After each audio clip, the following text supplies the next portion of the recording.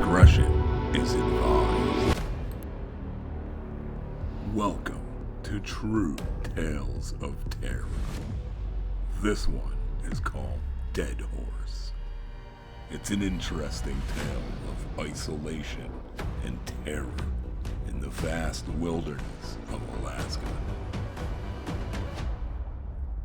John took the last sip out of his bottle and put it back on the bar top he sat at.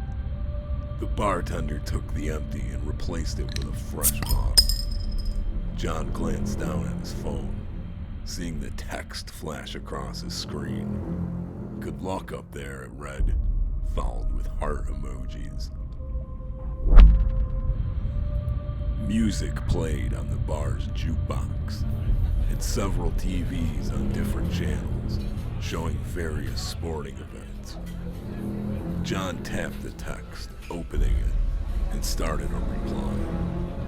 Just got in. Having a few beers and I'll be heading across the street for the night. Gotta hit it early tomorrow. His wife, thousands of miles away, knew he had to drive up to Deadhorse tomorrow, and this was the last they'd be able to speak for months.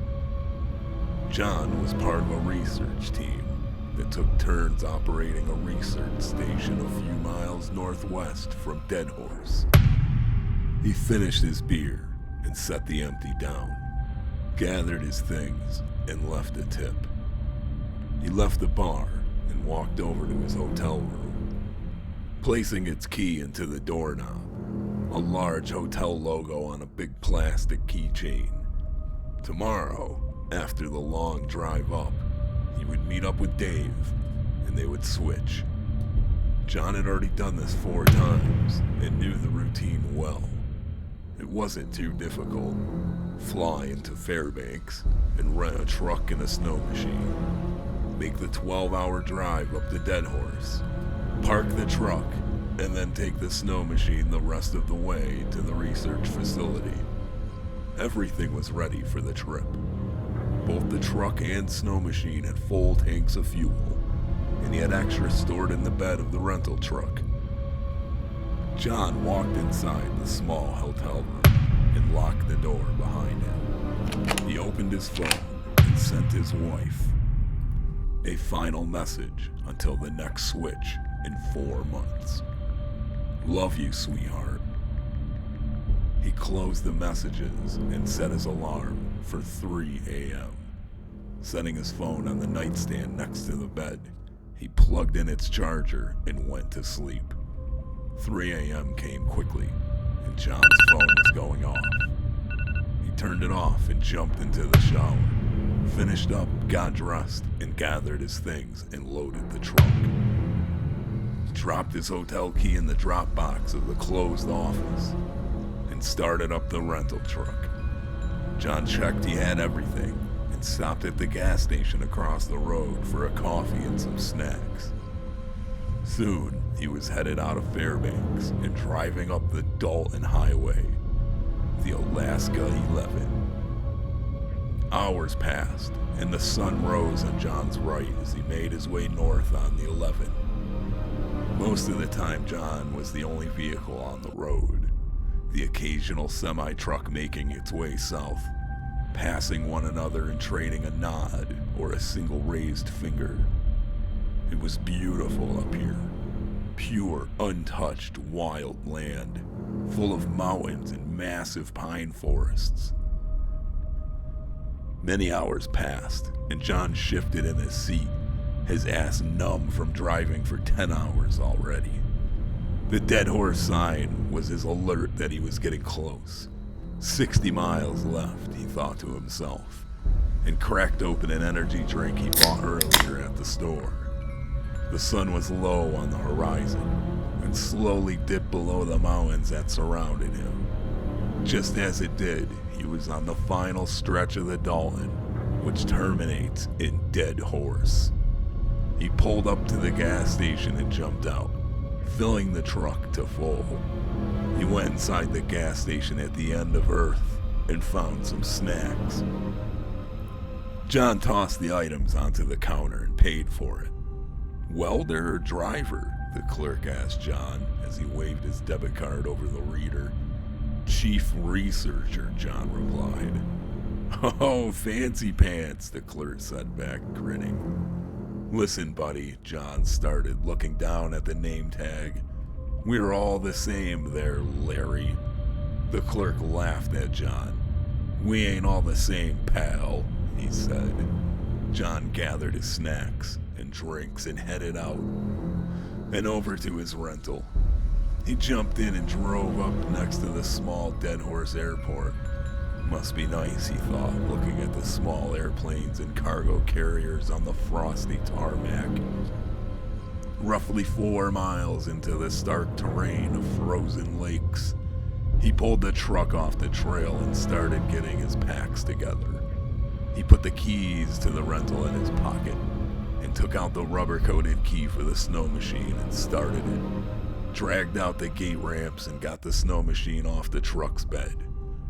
He strapped on several packs loaded with supplies and checked that he had everything. John mounted the snow machine and headed northwest on the barely visible trail. Roughly 20 minutes passed, and the research station came into view, the bright lights of the snow machine illuminating the area ahead of its bright LEDs. John slowed the snow machine and wondered where David was. Usually, as soon as he could hear the sled, he would be outside waiting to leave.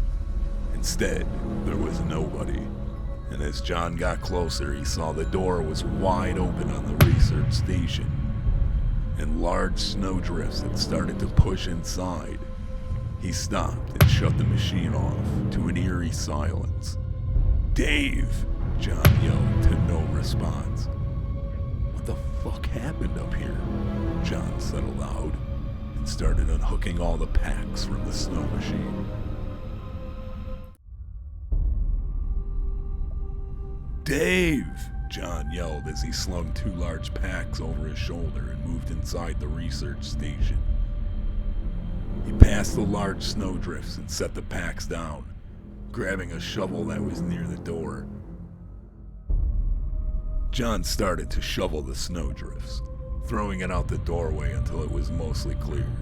He closed the doors to the station and set about taking stock of what had happened. The station was trashed. Research equipment was strewn about the floor. John set about righting the equipment and picking up everything until it was back in its original state.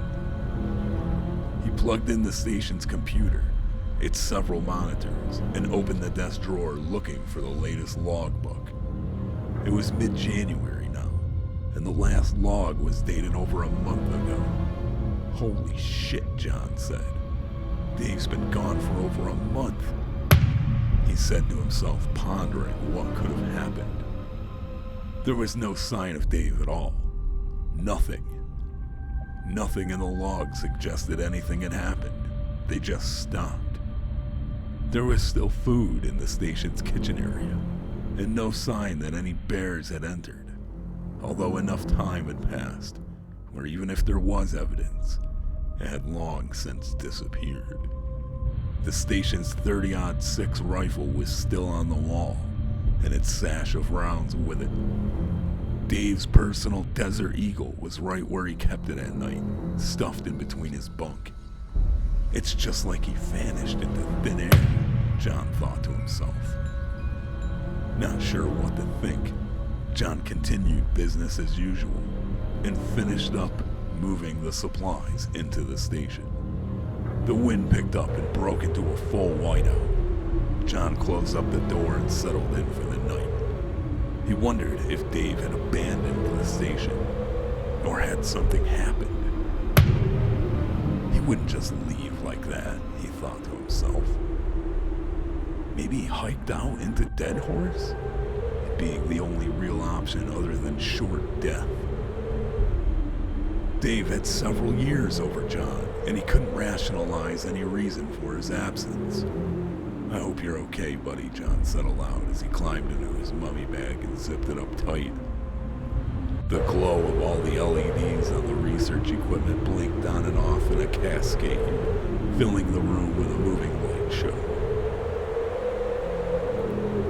John fell asleep quickly, and strong wind outside battered the station, sounding more like a train than wind. Morning came, and John woke to the silence of the Arctic. The storm had passed, and the sun reflected hard off of the fresh blanket of snow, causing a blinding white glare in every direction. He started to unzip the mummy bag and heard a deep, slow, methodical crunching of the snowpack, crusty from the sub-zero temps this far north. John froze and listened, his heart rate accelerated. A massive polar bear was circling the station, and its nose appeared in the front window of the research station. It sniffed heavily twice, and the crunching of fresh snowpack commenced. Holy shit, this fucker killed David, John thought to himself, as the bear made its way around the station's door. John looked, and the rifle was across the room, Dave's handgun still in its bunk. It all made sense now. Dave hadn't even had a chance to shoot it. It was that quick. John's revolver was on the table. Could he risk making noise and get to the gun on time? Was it the same bear? A million thoughts raced through his head as he tried to slowly unzip the mummy bag. The noise outside had stopped, and John couldn't hear the bear. He decided it was his moment, and quickly unzipped and jumped to his feet, bolted for the rifle.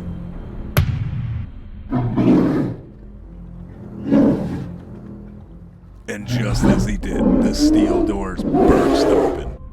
John, running as it happened, was struck by the edge of the door and flung back, hitting the ground hard. Before he can even make another move, the giant polar bear was already on top of him.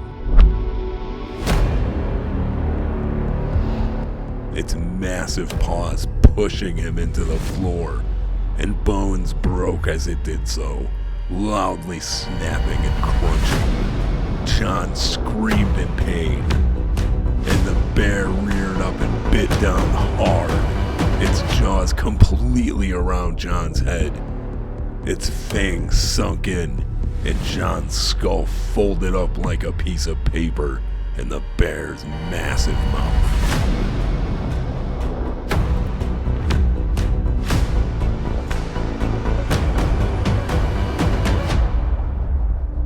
The bear dragged John's body out of the station and off into the endless white. The station sat as it did, doors open, and waiting for the next person to come and reset the trap.